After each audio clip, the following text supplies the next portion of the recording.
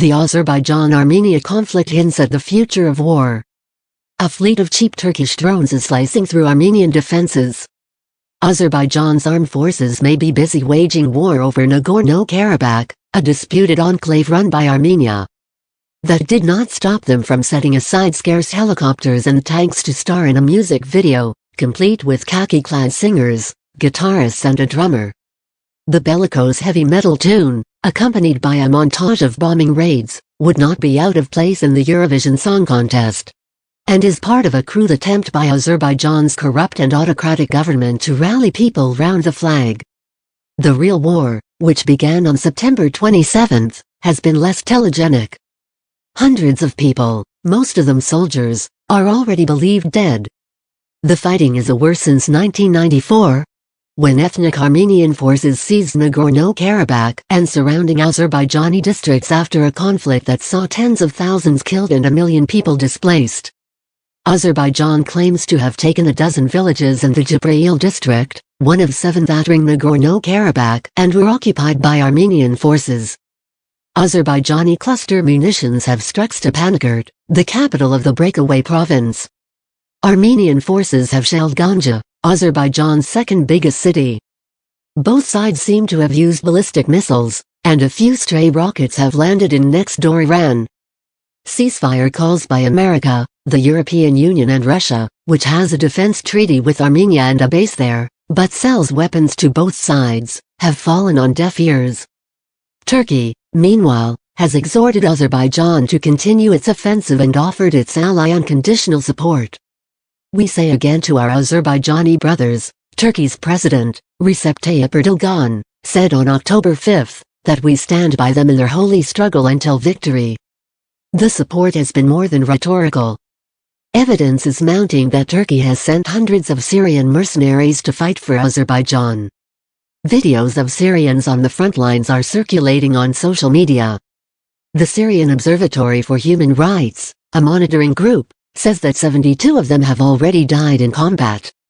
The use of mercenaries indicates the difficulty in mobilizing Azerbaijan's youth to fight for a small, mountainous region populated by ethnic Armenians that it lost 30 years ago. In Armenia, by contrast, men of all ages, even with no military background, have been enlisting for action.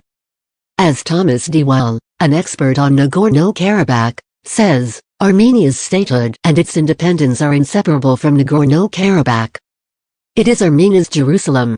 For Azerbaijan, the loss of Nagorno-Karabakh was traumatic. Its government is now trying to regain its national pride with military action, Mr. Dewell adds. Militiamen, artillery duels and rocket attacks hark back to an older way of war. But Azerbaijan's success against more professional Armenian forces stems from an oil-fueled arms buying spree that has yielded high-tech weapons from Russia, Turkey and Israel. Even though the overall count of Armenian and Azerbaijani heavy weapons is now more or less equal, notes Pavel Felgenhauer, a Russian defense analyst, Azerbaijan's military boasts a definite qualitative technological edge. Evidence of that can be seen in 4 large launchers visible behind the band in Azerbaijan's tub-thumping video.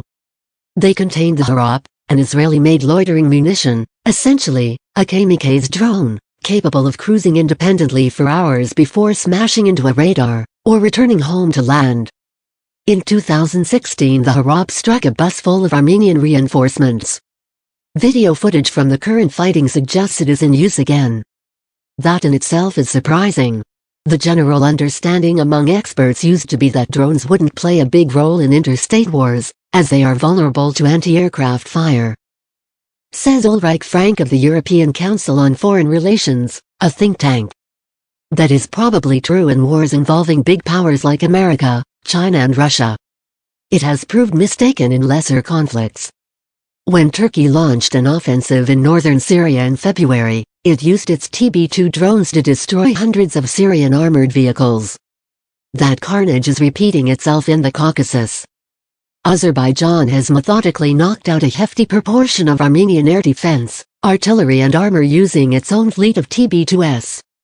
Turkish and Azerbaijani tactics point to a new, more affordable type of air power.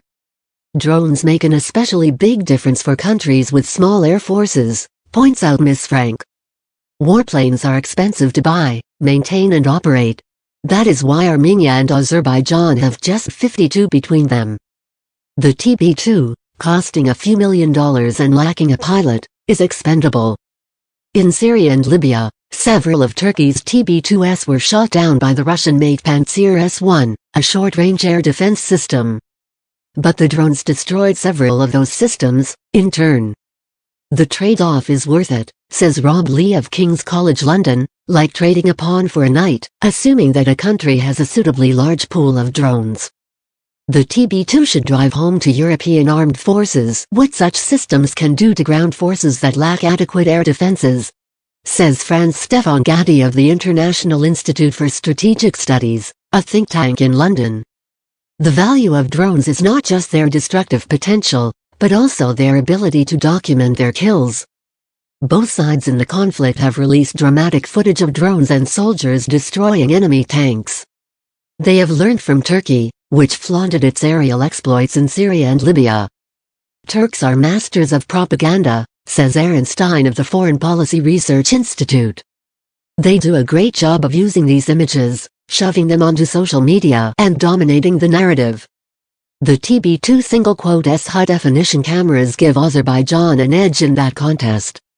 Its tank-killing snuff movies are slicker affairs, set to Wagnerian music.